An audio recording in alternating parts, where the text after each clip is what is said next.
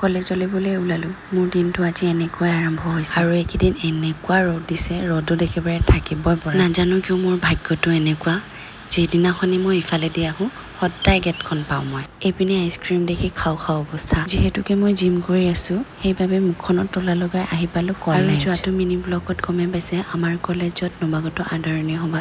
সেই গতিকে মই আহি বোলো মোৰ স্থানত। যিহেতু মঞ্চ মুকলি কৰিব লাগিব, দায়িত্ব গধুৰ। আপোনালোকৰ বাৰু এনেকুৱা হয়নে, বিহু আখৰা কৰিবলৈ আহিছো কিন্তু পাগলামি কৰোঁতে কৰোঁতে শেষত আখৰাই নহয়গে। আৰু এইটো দেখিছেনে কাণ্ড। আৰু ই হৈছে মোৰ ভাইটি, মানে বহুত মৰমৰ। আৰু বোলো শেষত ভাবিলো মোৰ এনেকে থাকিলে নহ'ব, গৈ পেলাই মঞ্চতে কৰোঁ। আৰু দেখিছে নহয় এয়া মঞ্চৰ কাম বাকী আছে বাৰু, এতিয়ালৈকে হোৱা নাই। ব্লগবোৰ চাই থাকিলে গম পাব। আৰু শেষত ৰীল বনাই বোলো ঘৰলৈ উভতিলো। আৰু এয়া দেখিছে নহয়, যোৱাতেও গেট বন্ধ, আহোঁতেও গেট বন্ধ। কি যে হ'ব মোৰ। আৰু ঘৰ আহোঁতে একেবাৰে সন্ধিয়া হ'বৰে হ'ল। আজিলৈ আহিছো, আকৌ লগ পাম মিনি ব্লগত। Bye bye.